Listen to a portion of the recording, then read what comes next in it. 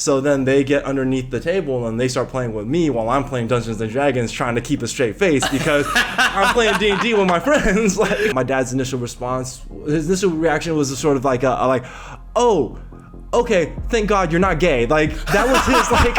Is there like a dream guest though for you? Huge fan of Gina Valentina, and like I got in right when she kind of got out, so that was like a heartbreaking kind of like, oh no, like. This is the first time in the history of like the Western adult entertainment industry where we have the absolute most Asian male talent in the history. And there's two. we have increased Asian male talent in the industry by 200%. Okay, so that's kind of a big deal, guys. Like, I'm here with the Leo Weiss, the Lion Emperor. Am I right? Yep. So today I'm gonna have Leo share his experiences, what the whole come up, right? How did you get into this industry, and more so than that, it's like, you know, teaching guys how to increase their riz, their charisma, their sex appeal, right? Well, you can learn all that in this episode, and yeah, man, I think you just got some great, interesting stories to tell. So we're gonna get into it. So, what is the craziest scene you've ever done thus far? Craziest scene? Oh man, this is. I don't have much to say about that, just because it's like, when I started my career, I was self-publishing, and it was like COVID and all that stuff. So we just shoot a lot in my place. I don't know about the craziest, but the funniest one was because of a middle of pandemic and COVID, me and some friends are playing Dungeons and Dragons, right? Yeah. So we have a weekly D&D session going on, and because it's like 5 people, it's kind of hard to coordinate, so we can't just move the dates a lot. So we're like set in stone. This is our D&D session. It also happened to be the only day Febby Twigs was in town, and she wanted to shoot content with me. And she also wanted to shoot content with another performer, Layla Lewis. And she was like, oh, let's do a threesome and this and so forth. So the plan initially was me and them were going to shoot something first. Then they were going to do girl while I'm playing Dungeons and Dragons. And then after that finishes, then we were going to do the threesome and so forth, right?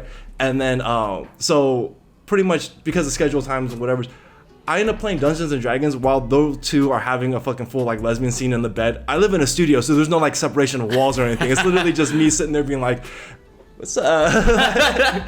Yeah. And then they got finished their scene while we're still playing D&D, because it's like, it's a long session. So then they get underneath the table and they start playing with me while I'm playing Dungeons and Dragons, trying to keep a straight face because I'm playing D&D with my friends. Like, that was the first question. Check out this video on Spotify, link down below. Also check out Leo's stuff, link down. I don't think I could link the hub. No, I don't think you should. Yeah. But I'm gonna link the Instagram. You can search me on the hub though. It's real easy. I pop up. Yeah. Let me know what other guests you guys want to see. Like my dream guest, it was Venus Guy. Oh, okay. Yeah. If one day I could have like Venus Guy, hop on, that would be. I'm also uploading Down Bad Show episodes a week early on Fan House. So if you guys want to watch upcoming episodes on the Down Bad Show, the next episode is actually on the Fan House right now. You're known on the internet as Eric. Yeah, so you got some head like under a 10? In my tent. Oh. Dude, I came out of that like, I don't know if I like blowjobs and eating. So you could join by clicking on the first link down below. Oh man, did you concentrate on the game? Was the focus still intact? Oh yeah, no, I mean, I was able to focus on 2 things. Luckily, D&D is a team effort, so the team was carrying me through while I was preoccupied. Yeah. And when it came to the important stuff, it was like, I also play a monk class, so it's really simple. I just run up and punch them, so it's very much easy. Like, it's like, punch them, and then like right back to doing what I'm doing down there. Damn, was this recorded? Everything? Actually, yeah, they did record it. There is some footage of it of you just playing and you just getting. There's footage of them under the table, and then my DM didn't know what was going on. So at one point, he's just like, are you tired over there? No, I'm good. Got something going on. Like, don't mind me. Oh god! And both of them were under the table. Yeah, that's fire. That was the first question. And let's get into the generic questions, right? What? Actually, no. Before how you got started, how did you learn to how did you get good at fucking? you know what they say, practice, practice, practice. Okay. So Actually, no. Even let's rewind even before that. When did you lose your virginity? Oh, I mean, I feel like it's a late bloomer, but it's, I was 18, freshman year of college. Okay. I think technically That's common. I think right. that's pretty common. I feel like that's pretty common. Again, if you're in that range, it's like that's normal. I had my very, very, very first opportunity. I was so nervous and excited that I didn't even make it inside before I exploded, and then you busted. Yeah, and then before impact. Right. So that was technically my first, but not. You know what I mean? Nah, Because that doesn't really right. count. Like it's my first time with a girl, but we didn't even make it in. Right. So then it wasn't until like a year later I get to college, and then like I officially okay, now I'm inside the vagina. We've officially lost this. You know what I mean? So yeah. But the first how was that? The first official time, no, it was great. It was girlfriend. Yeah, it was girlfriend at the time. I was a girlfriend at the time in college, and it was just we've been dating for a little while. I'm a pretty shy person actually, so it's kind of one of those weird things. Just like I guided you. Well, it was just sort of like I didn't make the move and she didn't push. So we just dated for a long time before I eventually got the nerves to be like, hey, can we, Yeah. And then she was like, yeah, of course. Like, you could have done it anytime sooner. And I was like, I didn't know. The first time you asked. Pretty much. Like, wow. Okay.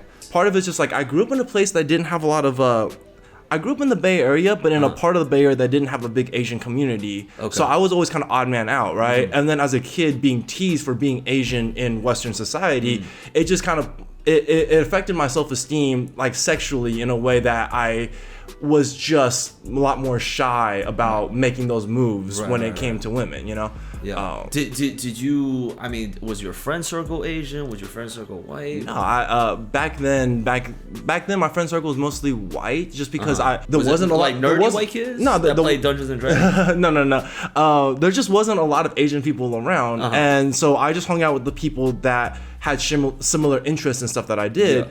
And in high school, I started wrestling and I started skateboarding. So I hung out with the wrestlers, and then in the summertime, I hung out with the skaters. Okay. And there just wasn't a lot of Asians in both circles. But so I think that's still like a pretty like outgoing activity. Oh, right. Right. So like you were still, out there. Oh yeah, and like my shyness wasn't. I mean, the shyness is still there, but you go out there and do things because you need to do these things. Yeah. And again, most of the shyness, like, it's like a social shyness, but like actually going out and, wrestling someone on a mat or something, it's like, well, you know what you gotta do. Like, you just go out there and do it, right? Right. It's different from like, now I have to talk to people. Right. And now I have to game this girl up. I don't know how you feel about me, like, feelings wise, but I know if I go on the mat and beat you, the points just say, you know what I mean? Yeah. I see. Now, did you grow up with, anime, K-pop, like any Asian influences? Oh yeah, those definitely anime, but it was like I'm kind of old, so I'm 36, right? Okay. So you grew up with the Cowboy Bebops. Yeah, but even before then, it was like Dragon Ball, Dragon Ball. Yeah, Dragon Ball. Just a ball. Like I remember as a kid, it was just like it was like you watch cartoons, and then there was that little block right after the morning cartoons where it's like Sailor Moon, Dragon Ball. Yes. Occasionally was it like Ronin Warriors and like those ones, right? Ronin and then Kenshin. Yeah. And then later on, like in about middle school years, Toonami started popping up, and then you got those Toonami animes. That's when Dragon Ball added the Z to the end of that, and things like that. And then I've always been a fan of anime, but I didn't really get into it until my college years, because as most do, right? As is tradition. Yeah. And then it's the rite of passage. Right. Yeah. And then during that time, it was a lot of Naruto, Fooly Cooly, Cowboy Bebop, things like that. Oh shit. Samurai Champloo. So moving on.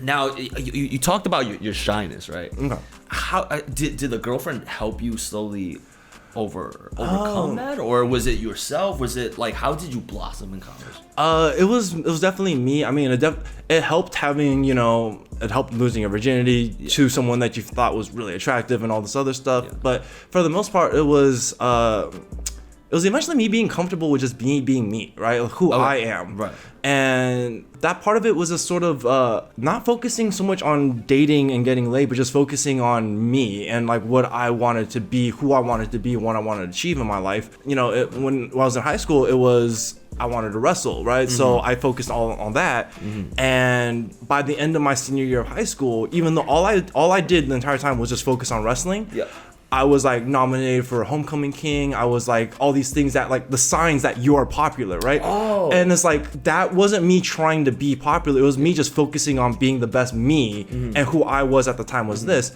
And then translating that over to college, where it's like, okay, I stopped wrestling in college, but I just started skating, and I was just gonna be like, and then me finding my place in the skate community out there and all that stuff made me confident of who I am as an individual, which just like helped attract women, because you know, attraction is more than just the way that you look. There's a kind of an aura about you that makes people attracted to you, that like they want to get to know more about you, and confidence is a huge part of that. And when you have that confidence, people just like, you know, you're minding your own business and people just like are attracted to you. You just get it, bro. I'm not gonna lie, you just get it, man. You just like explained everything that I vouch for in just one little nugget right there. What's going on, guys? This podcast was sponsored by BetterHelp. If you guys are watching this podcast, my guess is you might be battling some anxiety, some fears that's holding you back from, you know, approaching girls, or it might be just a lot of fears that's holding you back from living the life that you want. Now, that being said, BetterHelp is an online therapy which can assist you and find you a licensed professional therapist that can help you and guide you to better understanding yourself and better understanding some of these barriers that's holding you back. So it's not a crisis line, it's not self-help, it's a professional therapy done securely online. And you can schedule a weekly video or phone session so you won't have to sit through, you know, waiting rooms in traditional therapy. Now, I don't know if you guys try traditional therapy.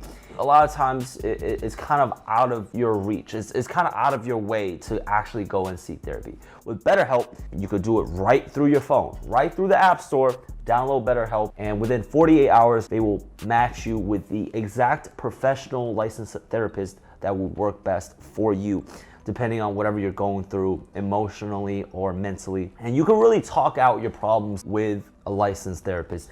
BetterHelp is a great way where you can show up for yourself and invest in your own well-being and essentially grow out of your anxieties and your fears. That being said, you could go read their testimonials at betterhelp.com/reviews. So visit betterhelp.com/thedownbadshow and join over 2 million people who have already taken charge of their mental health with the help of a experienced professional. That said, I'm giving you guys a special offer for those of you watching the podcast, a 10% off your first month at betterhelp.com/thedownbadshow. So the skate stuff really got you, right? Into. And it's, what were you doing like career wise? Like, were you in were you majoring in anything? Asian and like, were you? Nah, I mean, you know, Asian parents and all that, so there was like definitely arts and stuff like that was out of the question. What I wanted to do was film, but again, that's like out of the question, right? So the compromise was like, let's get something that's more traditional that I can kind of fall back on and so forth. So what's the fallback? I went with political science. It's actually my area of interest. Okay. That's the thing. It wasn't like, oh, I hate politics. It's like I thought about being a business major first, and I was just like, no, this is not for me. And ever since high school, I was actually, I've been watching The Daily Show, and so I inadvertently got interested in politics through that show, because you know, at first it was just the jokes, and then you start watching enough that you start paying attention to what's going on. So by the time college came around and I had to pick major, I was like, yo, political science sounds kind of interest, right? You know, that's right up my alley. And honest truth is, I actually really enjoy it. The politics, right? Whether making, you know, finding out how to make money with a political science degree is a whole different story. But getting the degree itself was actually fun. I didn't hate it. You know what I mean? Right. So what was it? What were you doing out of college? Out of college, the plan was to focus on skating and go, you know, try to do something in the skate world. Exactly, that was the plan.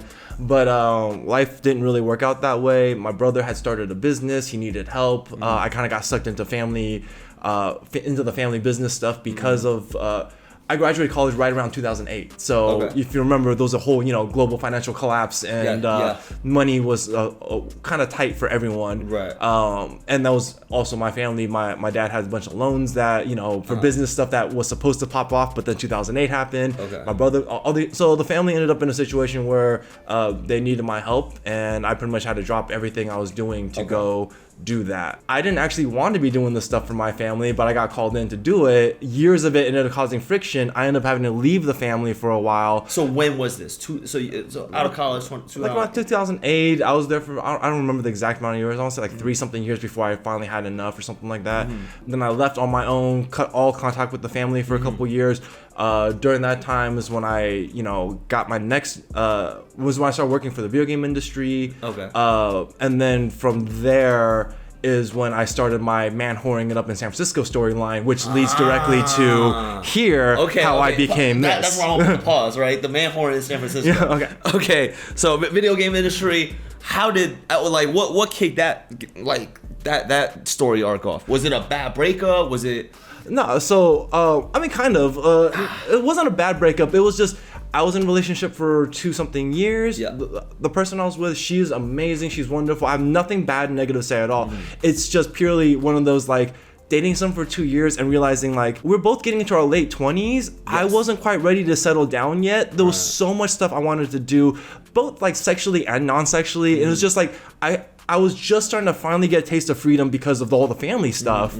And then here I am in this long-term relationship being like, I'm just getting a taste of freedom and I'm also 2-year mark, which means we should be either serious or let her cut loose. Yeah.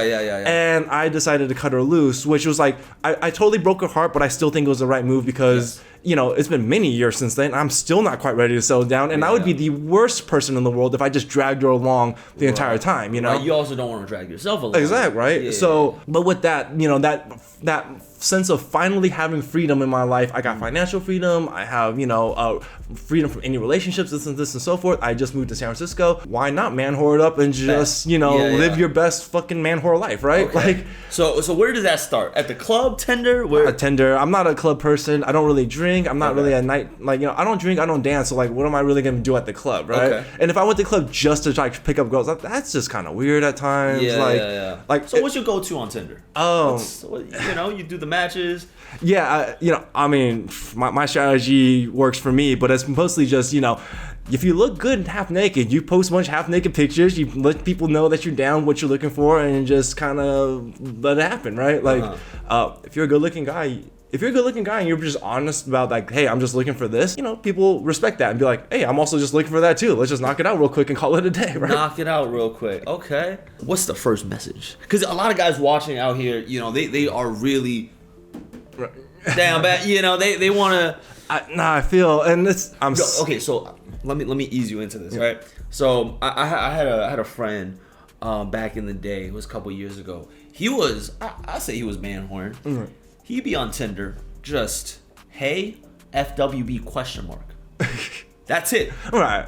That's literally his opener. And honestly, if you got the confidence to just go that bold with it, go for it. But honestly, I was about to say is literally just hey is fine to get the conversation started if they're already interested. You know what I mean? Yeah. And then usually I talk a little bit before I'm hey, so forth. But also my profile's pretty open about not looking for anything serious and so forth. So if you swipe right and you're responding to hey, you should already be on page that I'm not looking for much. You got the shirtless picture in the first. No, of course. Okay, catch the attention first, right? Right. Damn. And you know what's crazy? All these girls, bro, they have the exact opposite on their profile. Just here looking for a friend, not trying to hook up. Right. And then they match with you, and they. Oh, right. I completely understand though, just because the way society views sex and it's such a double standard, right? If women are out there having sex, it's oh my god, you're such a whore. But if men out there having the sex, it's good for you, you're a stud, right? And I think that all goes back to guys as well who down the line they don't want a girl with a high body count or right. And I don't know, I have feelings about that, and I feel it stems from a lot of male insecurity, and that is the definition of toxic masculinity, you know what I mean? Because because I think it's how guys view their partner, their girlfriend down the line. It's okay, I don't want somebody that I've did all these sweet things for, and for her to be technically shared, because we view sex with our girlfriend to a high esteem.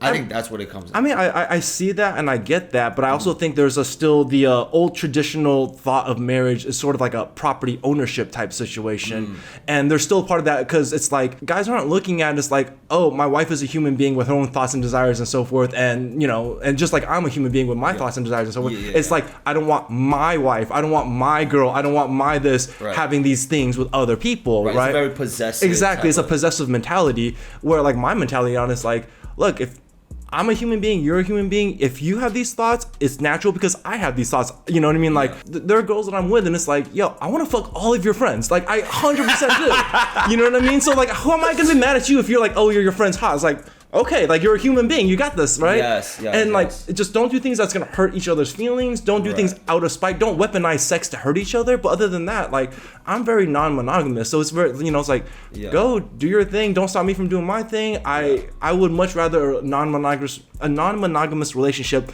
based on that we care and love each other versus a monogamous relationship that's based purely on sex. You know what I mean? Let's just say a guy, you know, he's with, I say a girlfriend who believes in monogamy, being with one person. And I feel like there are some girls who are totally against that. Right. But I think there are girls who could be persuaded. Oh, no. So how do you persuade them? Oh, okay, shit. No, so first things first, warning, be careful what you wish for. Because, so I've, you know, again, I've done all sorts of things. And at one point, you know, you venture into the BDSM kink community and stuff like that. And they're a lot more open-minded and so forth. And the general thing is about that is, it's usually the guy that brings up to the girlfriend or wife to open up the relationship for, you know, whatever reasons. But you also know women get way more sexual attention than men do. So once you open that can of worms, it's usually the guys trying to put the genie back in the bottle, trying to close it back up because now the wife is getting so much sexual attention and the dude's sitting there like trying really hard to get some girl to be like okay with, you know, dating him even though he has a wife. While the dudes are usually like, oh, you got a husband? I don't give a fuck. And she's like, all right, cool. Like, let's go, right? So lesson learned, be careful what you wish for. You have to really, like, my whole belief is that some people are wired for monogamy and some people are not, right? And if you're wired for monogamy, more power to you, enjoy it and so forth. If you're not wired for monogamy, then just have that discussion with people, let people know, because relationships, the rules of every relationship is dependent only on the people in the relationship. Got you. Okay. Let's hop back into San Francisco, right? And then when did you shoot your first scene, or how did you, like, who did you know, was it did you film like a sex tape and you were like, damn, this is kind of or like how did so it's kind of so while I was man whoring it up in San Francisco, a lot of the women were just like, hey, you're pretty good at this whole sex thing, right? And so I started asking. I asked one person I was performing, I was having sex with at the time, and I asked her, like, hey, what do you think about this? Because a lot of women are saying that I'm pretty good at this. And she's like, oh yeah, no, you're totally good at this. You have a big dick, you can fuck, right? And she's like, oh yeah, my ex is an Asian dude and he's doing porn. And I was like, what? And it turns out they dated way before he got into the industry, before he did porn and so forth. But her ex was Jeremy Long. And so she got me in touch with him. We kind of emailed each other back and forth, and he kind of just broke down how they do their productions on their side. And that was the moment that I was like, oh shit, like that's kind of the pulling back the curtain, kind of showing you like, oh, it's not magic, and here's how it kind of works. And that got me going, like, I could probably start to do my own productions and so forth. And then, so that's what got me started to, like, how do I get into porn? And then the official first time I shot was I matched with some girls on Tinder who were looking for a stunt cock, pretty much. They were shooting amateur stuff for this, like, website. It's like freelunchmoney.com or something like that. And they had a custom request that they needed a dude, they needed a guy for. So they were looking for somebody on Tinder. They matched with me, we responded. They were like, hey, come out with us, let's vibe it out and see if you're, like, you know, cool to work with. Guy, so we went out, got dinner, everything was cool, we got along. And then they were like, you know, come over this weekend and let's shoot this thing. So I went over that weekend, we shot porn for this custom video they were working on. I thought I was just there to shoot porn. They gave me $30 afterwards. That was my share of the cut, and that was it. That was the first time I got paid to have sex. Like, there we go. $30. Wow. So that was my first time I got paid to make porn. Like, hey man, everybody starts somewhere. Exactly. Like $30, shit. I mean, my first YouTube check was $2. Right. You know. So at that point, you felt comfortable with, like, shooting something and having it be on the internet. Yeah, I mean, well, that part was just more comfortable. Like, I can go somewhere and shoot something with random, like, not complete strangers, but pretty much like people I just really met and get filmed and so forth. Like, the mechanics of it all work. You know what I mean? And was there no awkwardness? Was there like still a little bit of because when you do something, I feel like when you do something new sexually, right? Especially with other people, it could be very daunting. It could be very just awkward. Sure. Honestly, I think it was the right amount of nervousness. It was like you know the nervous energy, right? There's like good nervous energy, and then there's like overload nervous energy. Right. And like I had that good level of nervousness where it's like I'm excited and nervous, and then because of that, everything was working really well. Okay. Where if I went overboard, like was super nervous, everything probably would have shut down. You know what I mean? Right. So at this point, were you thinking about like, oh, yo, like, what if my friends see this? What if my mom see this? What if my I zero fucks given, right? Like, honestly, like number one is like, okay, if my friends see this, like, well, why would I care if my friends see this? Because, you know, the main thing being like, so now you guys see my dick, like it's not, it's not the first time, right? It's not, like, I don't feel like like they've seen my shit, you know. And with my parents, I actually told them I was gonna do all of this before I ever did it, just really? because. When I had the idea that like, hey, when I had the idea and the opportunity to do this, it was like, by the point I was actually making steps into this, Jeremy Long had left the scene, and there was nobody here. Exactly, there was a complete open lane, right? Yeah. But because it was a complete open lane, I'm also 100% aware, like, I can't just hide in like a sea of Asian dicks like other dudes and just be like, oh, that wasn't me. Like, that's very obviously me, right? Yeah. So, and I have cousins and all this other stuff. So it's like, word may spread around the family reunion if I don't get in front of this first, because I don't want to not do what I want to do because I'm worried about what they may find out. So let's just nip this in the bud and let's just go out there. I called my parents. We had this conversation. Are you Chinese, Vietnamese? We're from Taiwan, so it's Taiwan. Yeah. Oh shit! 妈妈，我给你告诉你一个。妈妈，爸爸，我们需要说话一点，you know, like, So I called them and then it was like, hey, we need to have this conversation, and I mean, we should have this conversation in person, because if I can't like talk to you in person, I shouldn't be doing this in the first place, right? If I'm not mature enough to have this discussion, then I'm just obviously not mature enough to even go down this path. So, you know, they're like, okay, you know, come over for the weekend, mom will cook lunch and we'll have this conversation and so forth.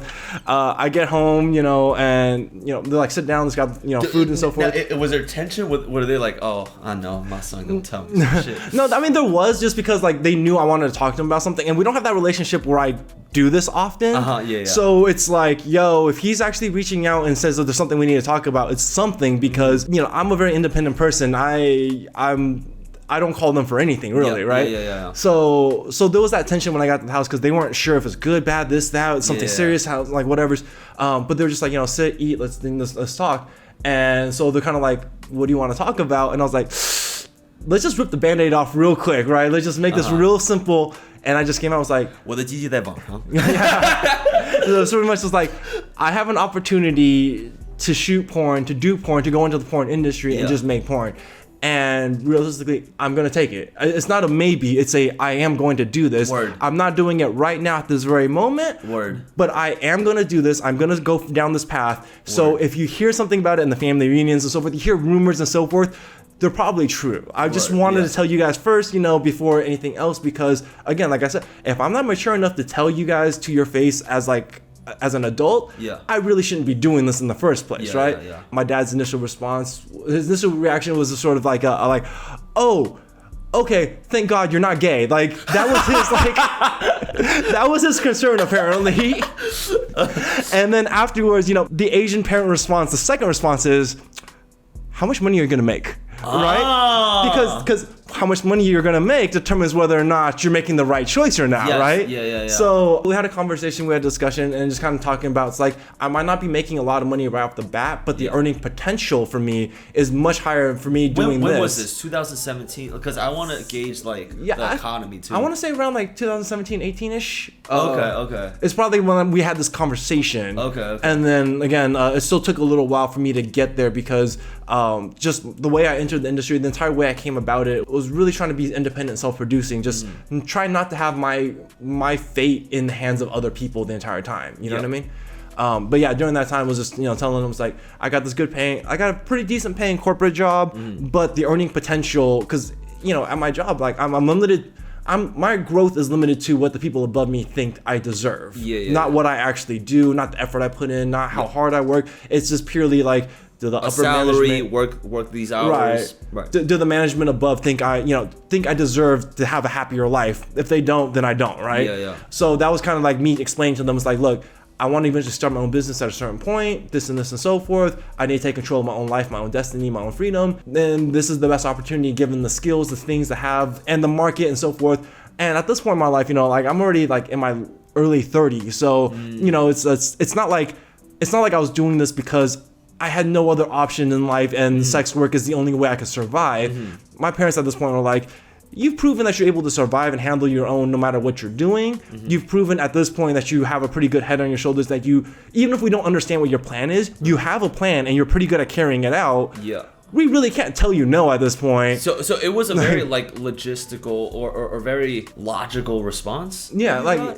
it wasn't like like disappointment.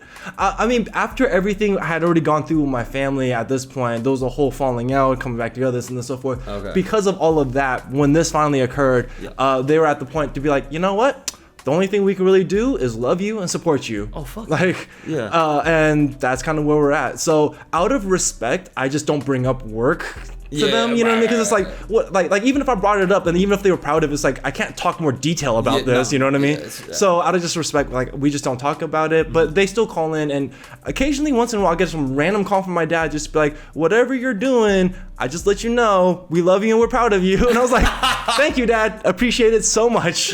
You'd rather hear it from the dad, like, hey, exactly, good right? job, like my mom, my mom calls me to check in all the time, but my dad, like, yo, that means a lot, really, you know?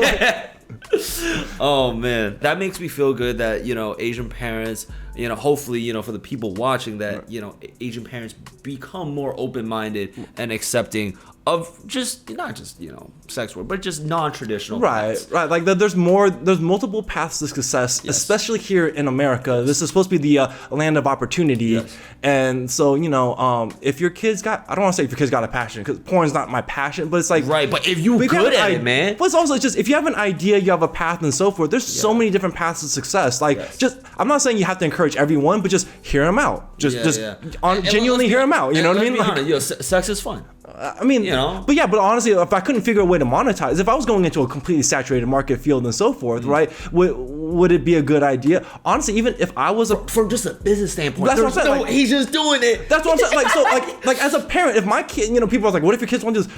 What's your business strategy? What's your market strategy? If you have a business plan and it seems pretty good, go make your money, right? But if you're like, I'm gonna do this because I want to, and it's like you have no way of actually monetizing and taking care of yourself. Right. I, even as somebody who's doing this, would be like, don't do it because you're gonna shoot yourself in the foot, because sex work is one of those things. Once you do it, you're in. You can't, you don't dip your toe into sex work, right? Like once you do it, you've crossed that line. You are now forever tainted as a sex worker.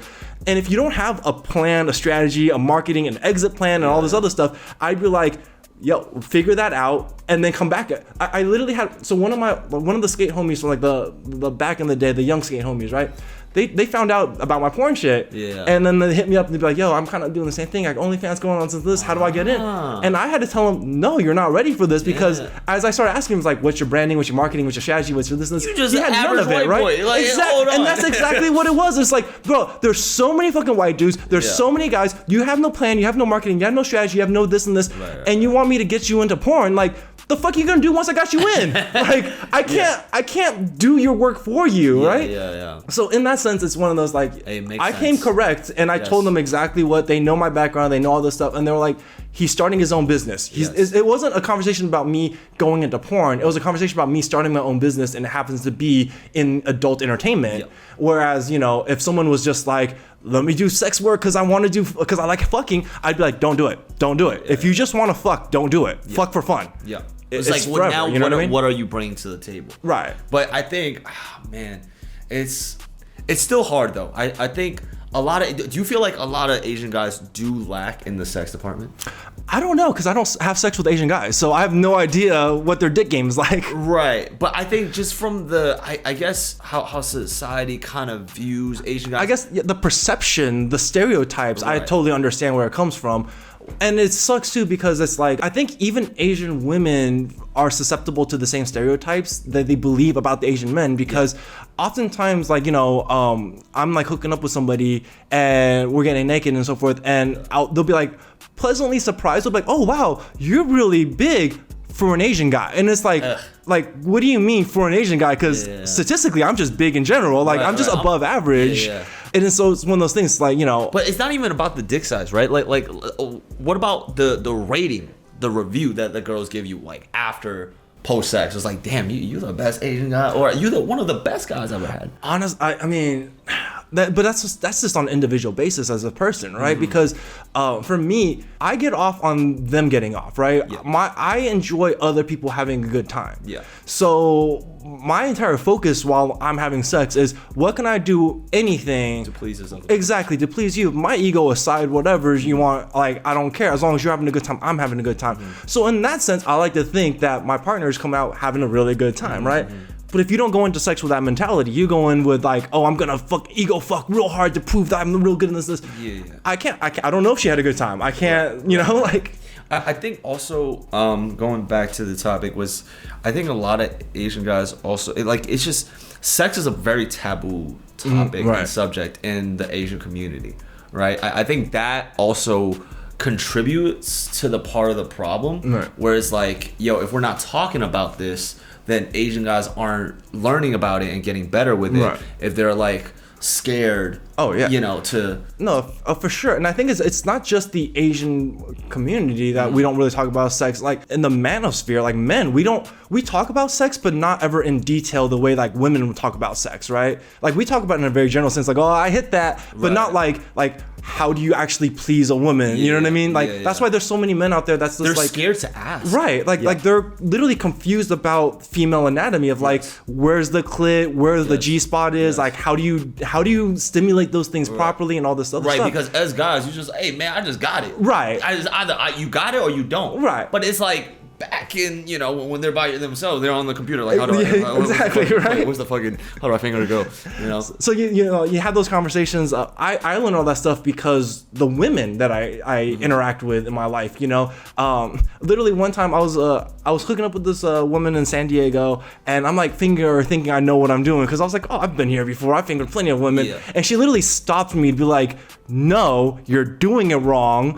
And then she like literally taught me where the G spot was. She was like, you curl your finger this, and you like feel around, you feel a little rough spot in here, you're right there, that's my G spot, this and this, now rub it. And she literally like, and like, you know, if my ego got in the way of that lesson, I never would have learned where the G spot is, how to stimulate the G spot, and also how to feel out my partner to see whether it's working or not. Because I would just be like, oh, I know what I'm doing, I know blah blah blah, and it's like, no. Apparently I didn't know what I was doing, you know, and I needed someone to stop me, correct me, and so forth. And that's one of those lessons you learn. Is like, you know, when it comes to pleasing someone else, put your ego aside and just learn what the other person wants and do that thing. And if you do a good job of it, they will gladly reciprocate to you. And then now you're having really good sex, because both people are having a really good time wanting to please each other, as instead of having like selfish sex where you're trying to get yours before the other person gets theirs. You know what I mean? I think that's something I've like talked about on this channel, is like definitely it's just a better experience overall if you help them get off. Right. And because they start coming back for seconds, and thirds, and then eventually, you know, it's like an interchangeable, you know, it's like for sure. Right. Date, bro. Oh, I mean, I was also going to talk about, you know, a lot of, I would say, like, in Asian culture, right? It's just like, even in pop culture, too, it's like, I think, you know, going back to how I was saying the topic of sex is very taboo. Right. And you say, you know, it's guys in general. Yes, I agree. But I think within the Asian community, right? I don't know if you ever seen the music video, like, Nice Guys. Nah. By Ryan Higa? Nah, okay. It's big. I mean, you just see it from the title, right? Okay. They're talking about like topics, you know, just being a nice guy, and it's a very relatable song for a lot of Asian dudes. It's just, you know, I think because we value, I guess, friendship, like camaraderie, you know, in the relationship more than all this sex shit, right? And I think that's a little bit backwards, and that's like I think that's super backwards, and it's working against us to really like focus on that, because because all this sex and fucking is not talked about. Right. So, do you see that problem being the case? Kind of. Yes and no. It's just sort of one of those things where it's hard to speak for the entire Asian community because again, it's like we're such a diverse group of people from so many different backgrounds and so forth, right? Absolutely. But there is sort of this thing where there is this stereotype or this belief that's just like, oh no, we just kind of nice, right? But it's like nice is such a base level. It's just how you treat people on the base level. It's just like. You're just nice to people, right? Like if you're opening a door for yourself and someone's behind you, you just hold the door open because it's nice. What I'm talking about. It's like they're trying to friendship their way into what they want. Well, right, but that's what I'm saying. It's like you're being nice, where thinking being nice, friendshipping your way is like, oh, I'm showing you something like a good quality about me. But it's like I'm saying like you're showing the absolute base level of human interaction quality, and you need something above the nice, right? That's what before we talked about where. When I focused on me and being a good athlete and this and so forth, it made me exactly. It made me attractive. Yes, it was the confidence. It was my success in the realms of the things that I was pursuing. It was that other guys wanted to be me that made the women go, "Oh shit, this is somebody who's like somebody." Yeah. And on top of that, I'm nice, right? Like so it's like. I'm not an asshole, and I was successful at these things, and I did all these things, and that's how I ended up attracting really, attracting really good women. Yes. And so that's kind of what I'm saying. It's like we have this idea: be nice, definitely be nice, don't be a dick, right? But being nice is such a base level human interaction that it's not enough to secure you a relationship. You need to be more than nice. Yeah. I think that's you answered that perfectly. Yeah. I think another. Did you when you were shy, right? And I think now we're touching on like some earlier topics, but when you were shy, were you battling stuff like social anxiety, stuff like that? I was, and I definitely was battling it. Definitely use comedy, self-depreciating humor, stuff like that. It's like I think it's a very common thing for a lot of Asian people. You make self-depreciating jokes, Asian jokes, and stuff like that because you kind of want to be in with the in crowd a little bit. Like, like I'm one of the cool ones. It's like I don't need to try to be cool. I just need to be the best. I'm a person. And I found my identity, and my identity wasn't like Asian kid in school. My identity was I'm a wrestler. I'm part of the wrestling team. I'm now team captain. I am now one of this. Like that was my identity. So as weird as it sounds, I had to remove myself from my Asianness to find myself to now embrace and love my Asianness. You know what I mean? And I think that holds very true. But a lot of Asian guys, girls, they are very cliquish, right? Especially like in this country,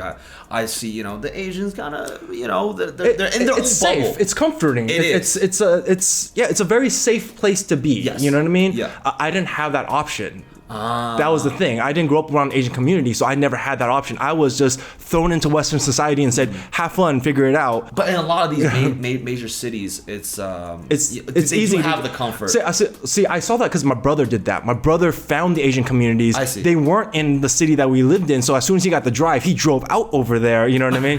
He went to college with all the Asians. He went straight into it because I think he didn't like the backlash either, right? Because we both go through the same backlash. Yes. We just went about it different ways. Yeah. But he found the Asian community and went into that safe zone. Right. I just kept battling it out in Western society of like, fuck it, let me be homecoming king. Exactly. Yeah. Like this is my life. This is me. Like hey, let me get some soju Korean barbecue every weekend. Yeah, I mean, and it's fun though. Yeah, to each their own. Because again, like we didn't sign up for this fight. You know what I mean? Like, we were thrown in this country. Right. So I completely understand if those who want to back up out of it and just find their little bubble, be comfortable, and have a comfortable, happy life. Go for it. No hate on my end. Enjoy your life. But from my end, it was like, yo, I got thrown into this battle. I'm in the middle of this battle for like cultural relevancy in Western society. Yeah.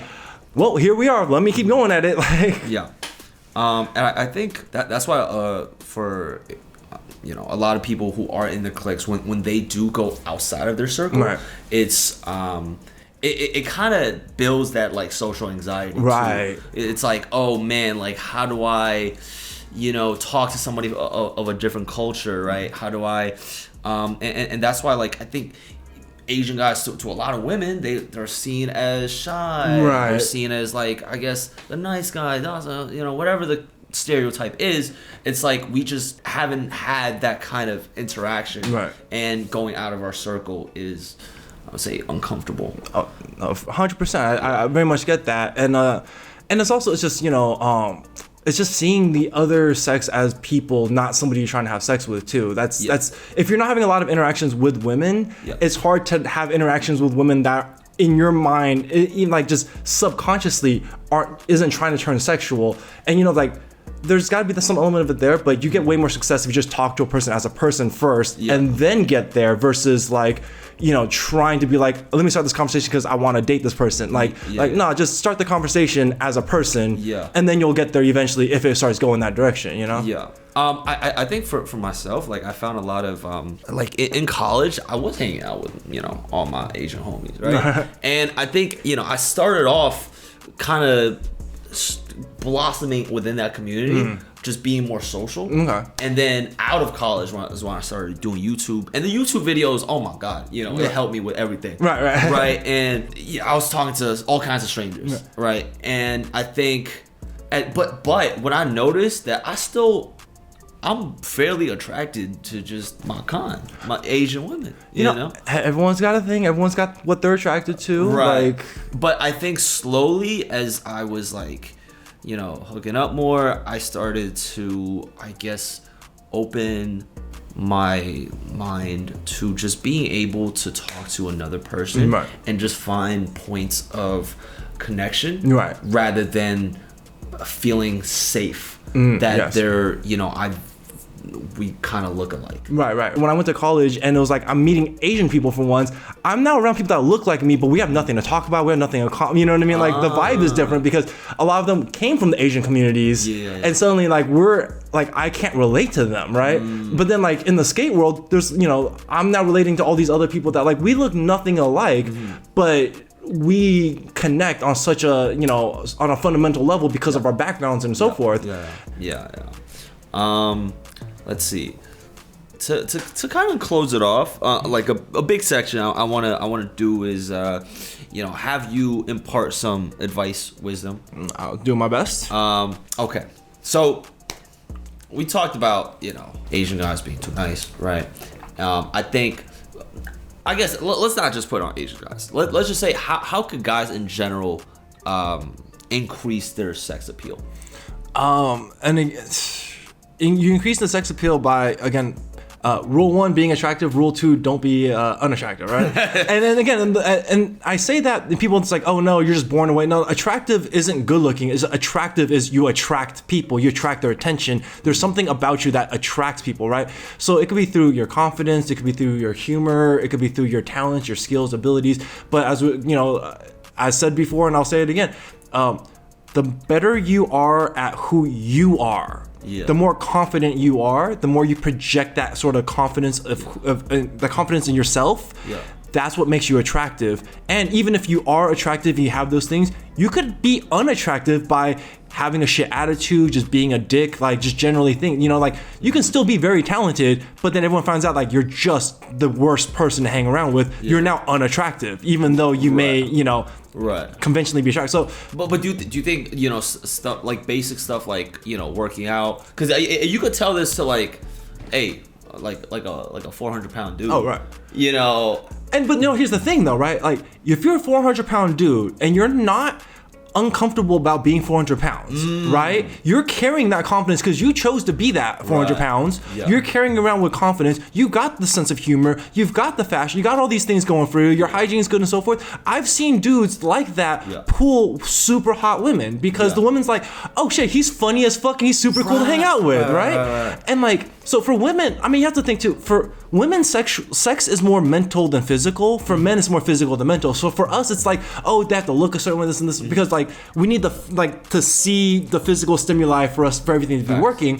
For women, they don't even need to look at us. You know what I mean? Like literally some of the positions they're not looking at us, right? Yeah. So your physical looks doesn't matter as much to the women as their looks matter to us as the men. Because, if you're the funniest dude in the world and she thinks you're hilarious and great and so forth, but she's not that physically attracted to you, she could just do doggy with you the whole fucking time and be good. You know what I mean? Like, is there like a dream guest though, for you? Oh man. Yes. I mean, there's a lot, right? Like, but I said it before and I'll say it again now. It's I'm a huge fan of Gina Valentina, and like and like I got in right when she kind of got out, so that was like a heartbreaking kind of like, oh no, like. Oh, that's funny because I met Gina too. Oh, okay. I did a little video with her. I've actually met her a few times myself too. So yeah. Yes, she got a boyfriend now. Right. She's like, you know, like a family girl now, and it's like she did a lot. Now, do you have a strategy on how to kind of just fucking go to the top, to the moon? Like, I do and I don't. I don't have anything that's specifically like. Are you aiming for like, yo, I want to be like Ash Ketchum. I want to be the very best. I don't know about very, very best. I do. There is a part of me that's kind of like, okay, if I have the longevity to last the full 10 years, I would like to go for AVN Hall of Fame status. You know what I mean? Just to be like, leave that mark in the industry, to be like, you can't take this away from me. I've left my mark. I'm here. Yeah. But with that, it's like, that's a fantasy, not a goal. The goal is really just to be like financially independent, take care of my shit, Gotcha. and build a platform, build up my East Meets West brand platform, so that way I can eventually have my own site where I'm shooting content and giving opportunities to Asian male talent, or even not just particularly like East Asian male, but just other ethnic groups that aren't really getting a lot of shine. To end it off, right? Hey man, it's great having you. We need you, bro. We need you. It's great having you on the podcast. I appreciate you having me here. Had a good time. Pleasure, man.